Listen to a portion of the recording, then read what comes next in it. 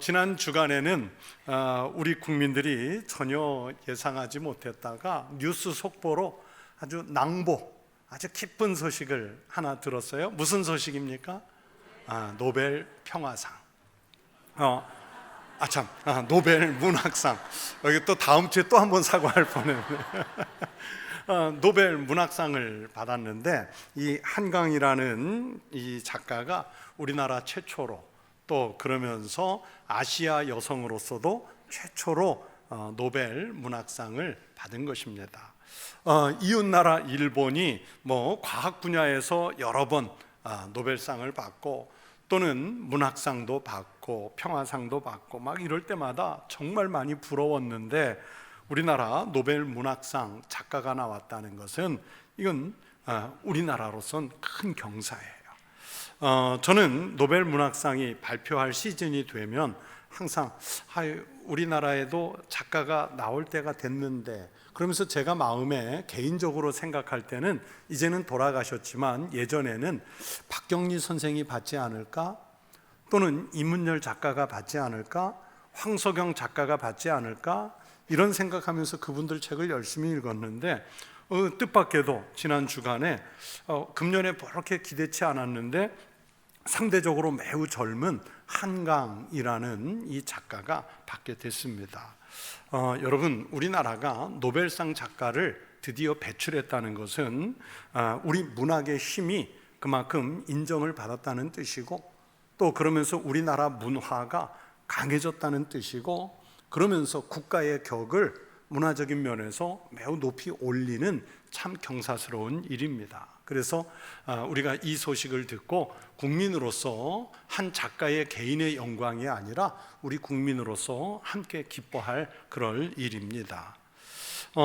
저도 오래전에 이분의 대표작인 채식주의자를, 이번에 노벨상을 받게 한 그 대표작이 채식주의자라는 책인데 이 책을 오래전에 읽으면서요, 문학적인 시선에서 큰 불편한 시선을 갖고 저는 이 책을 읽었습니다. 이 책을 읽는 내내 감성적인 면에서 불편한 느낌을 주는 서사이기 때문에 혹시 읽어본 분들은 괜찮겠지만 혹시 읽지 않았다가 읽으려고 하는 분들은 손에 잡는 순간 내 마음이 많이 불편해지겠다 하는 이 각오를 하고 읽으셔야 합니다.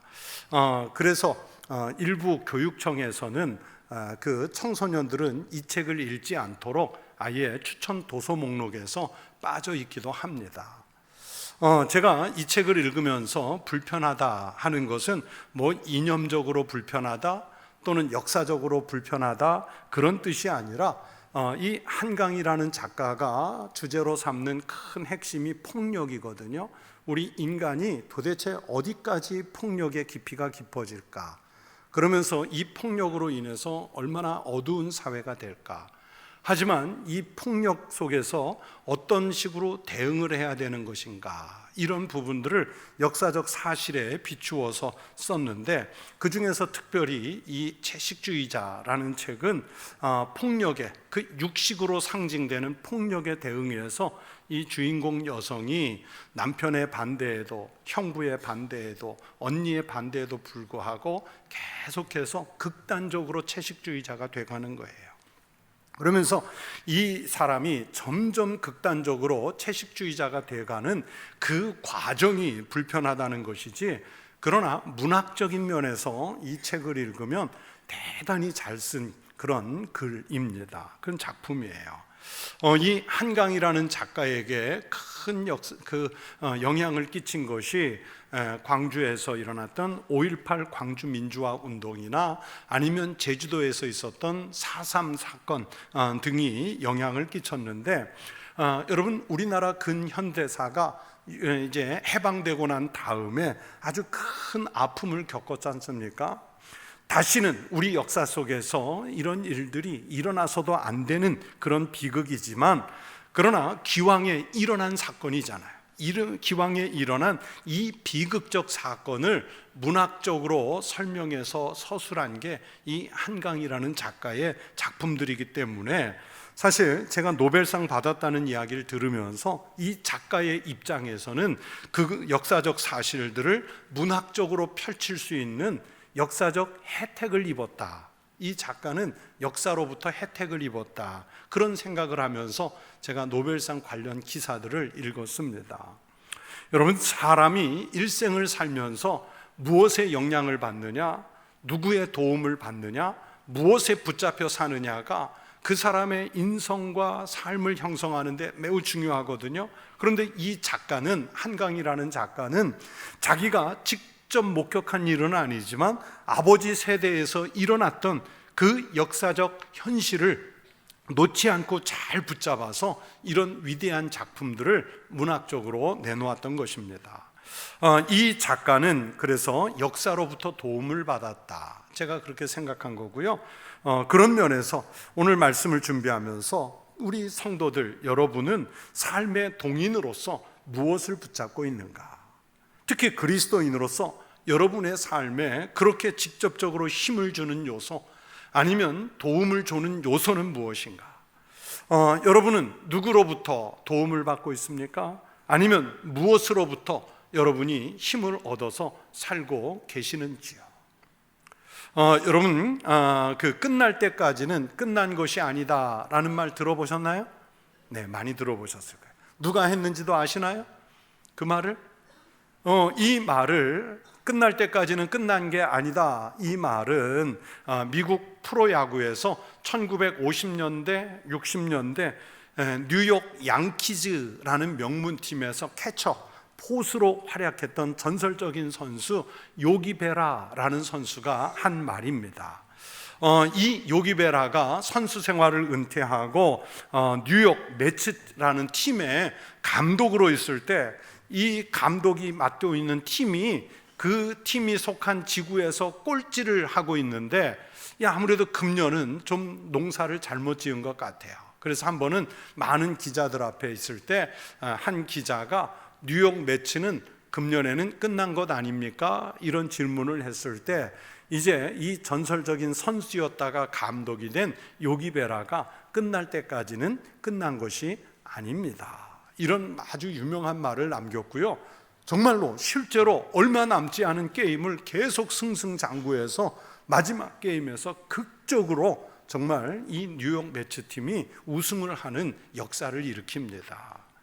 그런데 이 선수는요, 선수로서도 유명했고 감독으로서도 유명했지만 우리 그리스도인들 입장에서는요, 아주 신실한 기독교인으로 매우 유명해요.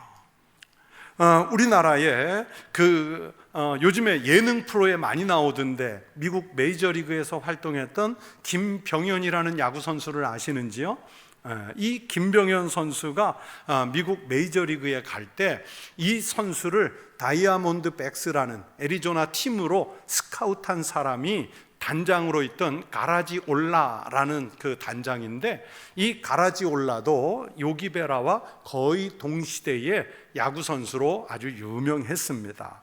그런데 이 가라지올라가 타석에 들어갈 때마다 이 선수도요, 자기 그 배트에다가 십자가를 그으며 하나님의 도우심을 구하는 그런 아주 신실한 기독교인으로 많이 알려져 있어요. 자, 그런데 한 번은 경기에서 이제 선수들이 만날 거 아니에요? 요기베라 팀하고 이 가라지올라 팀이 드디어 만났는데 여러분, 포수는 뒤에 앉아가지고요, 타석에 들어서는 선수들을 심리적으로 좀 긁어줘야 돼요. 자꾸 마음을 흔들어야 돼요. 왜냐하면 바짝 붙어 있잖아요. 그러니까 타격을 좀 방해하는 거예요, 말로. 그러니까 이 요기베라가 가라지올라에게 이렇게 말했어요. 나도 하나님을 믿는 사람이고 자네도 하나님을 믿는 사람인데 이 상황에서 지금 기도하면 하나님이 누구 편을 드시겠냐. 그러니 오늘 경기는 하나님께서 구경만 하시도록 내버려 두자. 이렇게 마음을 이 포수석에 앉은 요기베라가 가라지올라를 흔든 거예요. 그랬더니 가라지올라가 또 유명한 대답을 합니다. 내가 지난 주일 우리 목사님께 들은 설교에는 우리 하나님은 구경하시는 것을 제일 싫어하신답니다. 그렇게 참 예수 잘 믿는 선수끼리 타석에서 수비에서 이렇게 만나서 나눈 아주 짧지만 유명한 대화들입니다. 그런데 다 떠나서 이 두 선수가 대화를 나눴을 때 여러분 누구 말이 맞을까요? 제가 볼 때는 가라지올라 선수의 말이 맞아요. 우리가 믿음의 삶을 산다고 하면서 사실은 하나님께서 내 인생을 지켜보시게만 하고 그러면서 하나님을 구경꾼으로 밀어내놓을 때가 얼마나 많습니까? 우리는 우리가 할 수 있는 힘을 다해서 인간적으로 다 하면서 하나님은 그저 지켜만 보십시오. 제가 다 하겠습니다. 그러다가 제가 조금 부족한 부분이 있으면, 못하는 데가 있으면, 장애나 장벽을 만나면 그때 조금 도와주시면 됩니다. 그러면서 하나님은 뒤로 물러서게 하고 하나님은 그냥 뒷짐만 지고 방 계시도록 방치해버리는 그런 때가 많습니다. 여러분, 그러면 우리 신앙인의 믿음은 성장하지 않습니다. 우리 능력에는 한계가 있기 때문입니다. 여러분, 우리가 우리 삶의 모든 것, 우리 인생의 길을 하나님께 맡기면 하나님은 가장 정확하게, 가장 안전하게, 그러면서 가장 복된 길로 우리를 책임지고 인도해 주시는 하나님이신 줄로 믿습니다. 성경이 말씀하지요. 너는 마음을 다하여 여호와를 신뢰하고 내 명철을 의지하지 말라. 너는 범사에 그를 인정하라. 그리하면 내 길을 지도하시리라. 여러분의 인생을 말씀처럼 하나님께 맡기고 살아가는 성도들의 삶이 되시기를 축원합니다. 하나님께서 복을 주시고 책임을 져 주실 줄로 믿습니다. 오늘 이사야 선지자가 본문에서 그 말씀을 하는 거예요. 오늘 본문 말씀의 저자인 이사야 선지자가 활약하던 시대에는요, 국제적으로는 격동의 시대였고, 그러면서 이스라엘 민족은 풍잔등화의 위기를 맞은 그런 시대였단 말입니다. 이사야 1장 1절에 의하면 유다왕 우시야와 요담과 아하스와 히스기야 시대에 아모스의 아들 이사야가 유다와 예루살렘에 관하여 본 계시라, 그렇게 말했어요.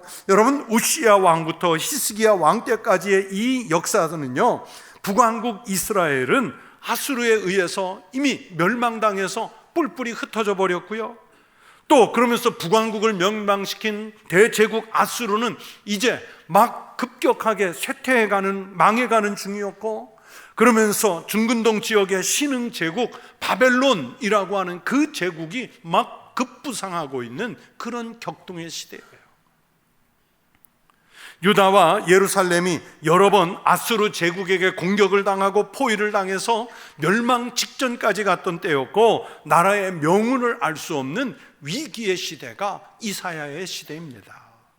이때에 이사야 선지자가 나서서 하나님의 말씀을 선포하는 거예요. 오직 하나님만 의지하라고 왕들에게 그렇게 선포하고, 지금 이스라엘 백성들에게 그렇게 선포하고, 그러면서 하나님을 의지하고, 그러면 하나님께서 지키시고 보호하실 것이라는 말씀을 이사야 선지자가 이사야서 전체에서 내내 선포하는 거예요. 여러분, 제가 목회를 하면서 우리 성도들의 신앙생활을 지켜보면 정말 어떤 성도는요, 은혜의 힘으로 살아보려고 애를 씁니다. 그러나 어떤 성도는 교회 출입은 잘하는 것 같지만 자기의 뜻을 따라, 자기의 성취 욕구를 따라서 사는 분도 많아요. 여러분, 나는 어느 쪽에 속했는지를 살펴보십시오.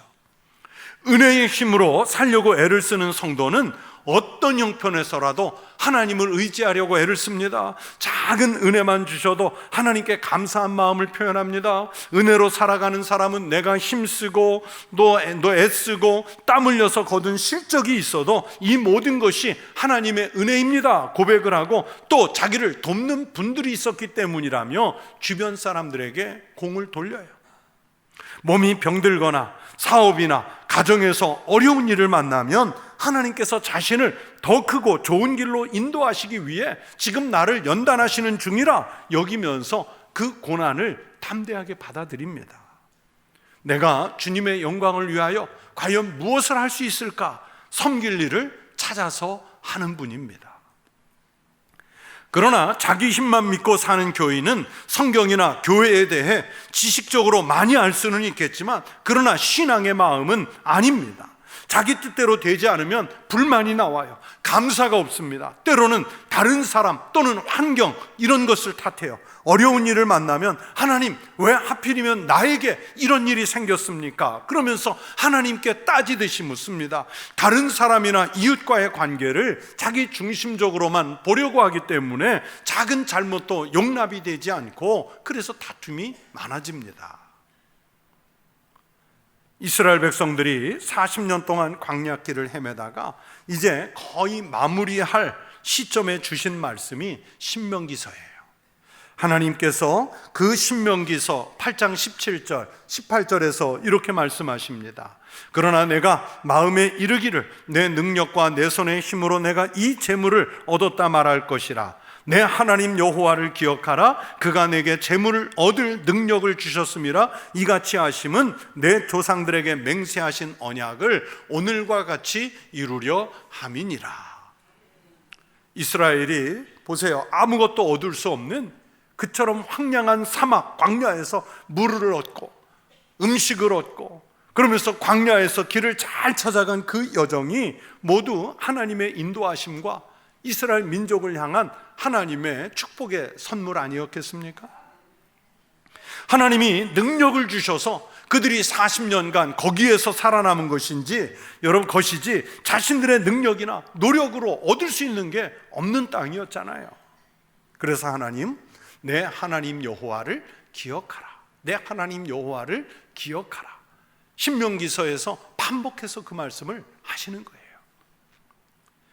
우리가 이 세상을 살아가려면 많은 것들이 필요하죠. 그 필요한 것들을 내가 가지고 산다고 해서 그것을 내 수고로 얻었다고 생각해서는 안 됩니다. 누가복음 12장에 예수님께서 어리석은 부자 농부의 비유로 말씀하신 것이 있습니다. 한 부자가 수확을 얼마나 많이 거두었든지 곡식을 쌓아둘 창고가 모자라서 기존의 곳을 헐고 더 크게 지어야만 했습니다. 그리고는 마음에 흡족한 기분이 들어서 자기 영혼에게 스스로 이렇게 독백하지요. 영혼아, 여러 해 쌀 물건을 많이 쌓아두었으니 평안히 쉬고 먹고 마시고 즐거워하자. 이 농부는 자기의 소득을 지켜보면서 이 엄청난 소득을 전부 자기의 수고로 얻었다고 생각을 해요.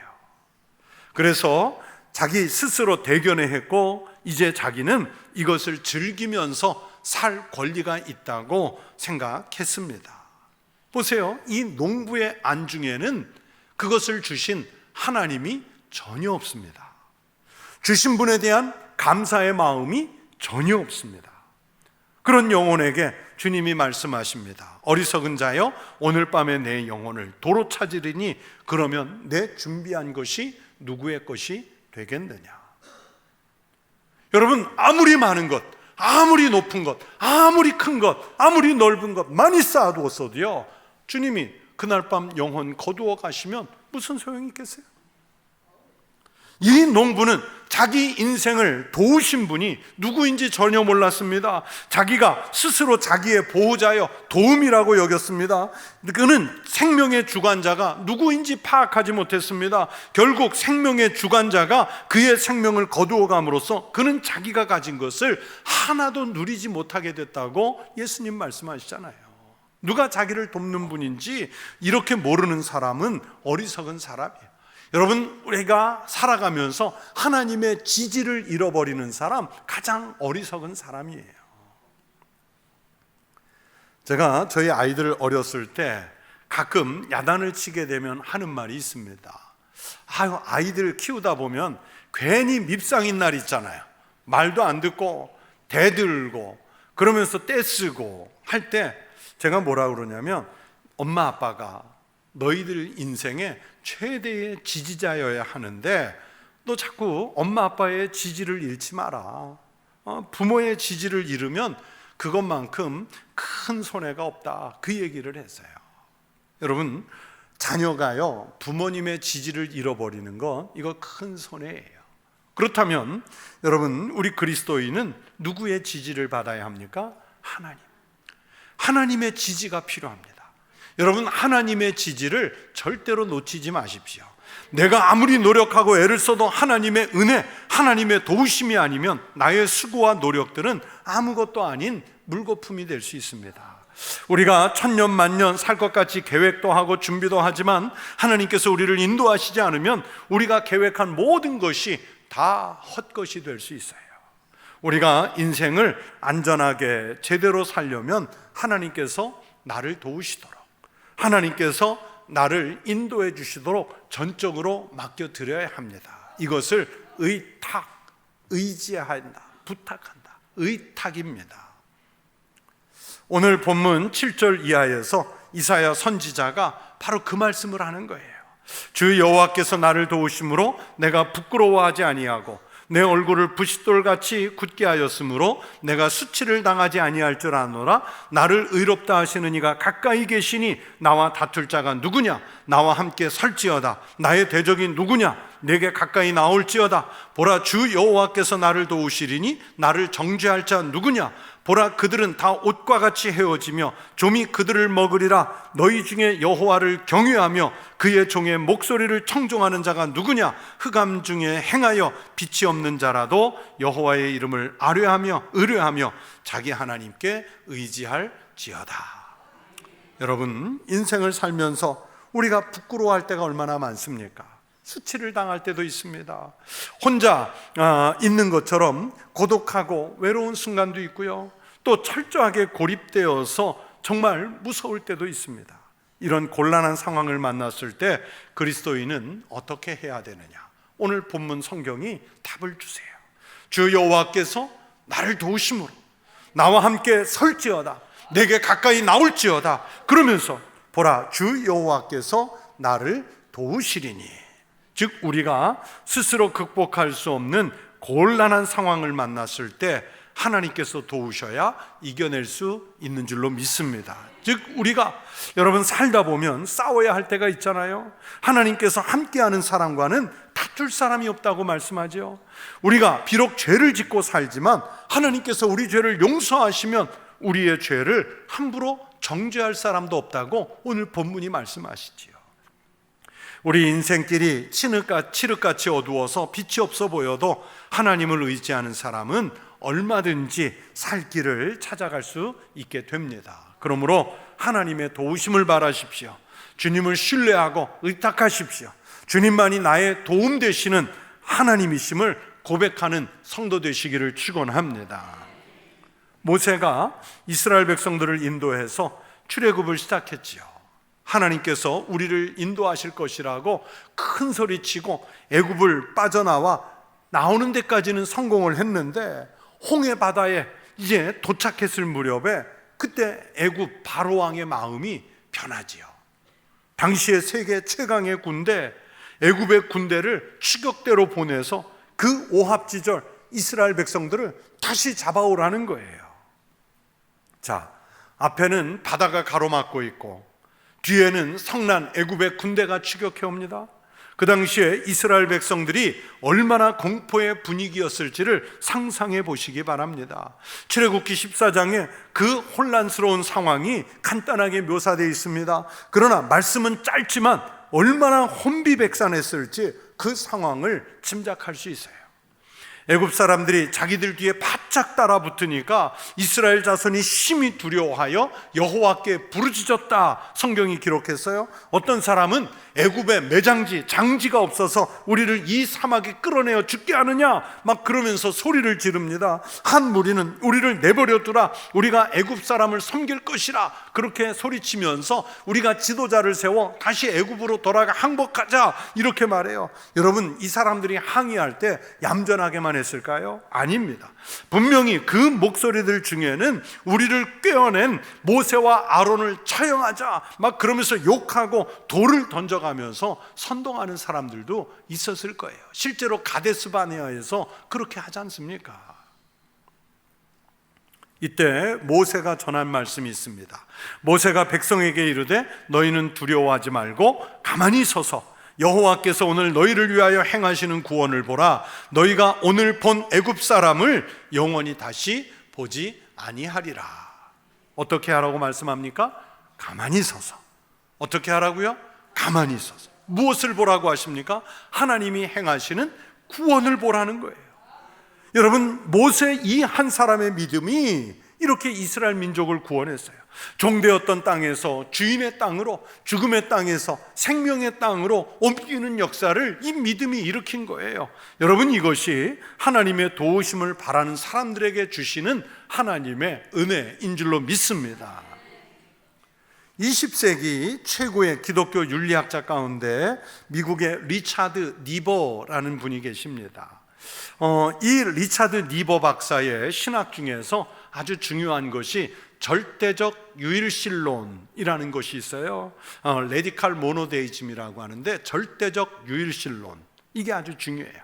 무슨 얘기냐면, 리차드 니버는 오직 유일하신 그 하나님을 믿는 것이 우리가 역사 속에서 살아남는 방법이고, 그것이 하나님과 나의 의사소통의 방법이고, 그것이 나와 너, 즉 이웃과의 관계를 올바로 맺는 방법이고, 더 나아가 우리를 성화시키는 길이다.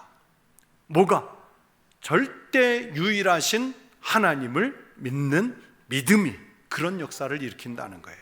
그런데 우리는 이 니버 박사의 말과 반대되게 믿음이 없으면서 하나님과 소통하려고 해요. 믿음이 없으면서 내가 거룩해질 수 있다고 착각합니다. 여러분, 우리는 때로는 신앙만으로는 뭔가 부족하다 싶은 마음이 들 때가 있어요. 그래서 신앙을 보충할 다른 무엇이 더 있었으면 좋겠다 하는 생각으로 그 인간적인 것을 찾아 나서는데, 여러분, 그게 다름이 아니라 우상이거든요. 인맥, 학맥, 지연, 재물, 이런 것들, 부족한 부분을 채우기 위해서 그런 것에 도움을 청하거나 의지를 해요. 이게 우상이에요. 그러나 그것 때문에 도리어 망하는 길이 될 수 있습니다.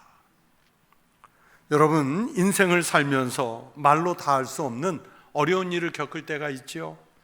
그런 어려움을 겪을까 봐 미리 두려워하는 분도 있지요. 몸부림치고 애를 써봐도 지금 길이 보이지 않아서 답답한 분이 계실 수 있어요. 우리를 지키시기로 약속한 하나님께 도움을 구하십시오. 아브라함이 그렇게 했습니다. 모세가 그렇게 했습니다. 다윗 왕이 그렇게 했습니다. 오늘 본문에서 이사야 선지자가 왕에게, 이스라엘 백성들에게 지금 그렇게 하라고 하나님의 말씀을 선포하는 것입니다. 그리고 400~500년 후에 우리 예수님도 그렇게 절박한 순간에 주님께서, 아버지께서 도우시도록 구하시지 않습니까? 우리 하나님은 전능하신 하나님이신 줄로 믿습니다. 하나님이 전능하시다는 것은 모든 것을 알고 계시다는 뜻이에요. 나의 모든 형편을 알고 계시는 그분 하나님께 도움을 청하십시오. 그러면 하나님께서 가장 정확한 방법으로 우리를 도우시고 인도해 주실 줄로 믿습니다. 하나님의 도우심을 바라는 성도들에게 하나님께서 인도해 주시기를, 또 축복해 주시기를 주의 이름으로 축원합니다. 기도하겠습니다. 하나님 아버지, 감사합니다. 우리가 인생을 살다가 정말 예상치 못한 환난, 곤고, 어려움, 난관, 장벽 만날 때가 있지만, 하나님, 그때 우리는 그리스도인으로서 절대 유일하신 나의 하나님, 그분만 찾게 하여 주시고 하나님의 도우심을 의지하여 우리가 이기고 살게 하여 주시옵소서. 아픈 성도들, 또는 경제적 어려움을 겪는 성도들, 나라와 민족의 시대적 위기 속에서 주님 앞에 기도하는 성도들의 기도와 간구를 들으시고 도움으로 응답하여 주시옵소서. 예수님 이름으로 기도드리옵나이다. 아멘.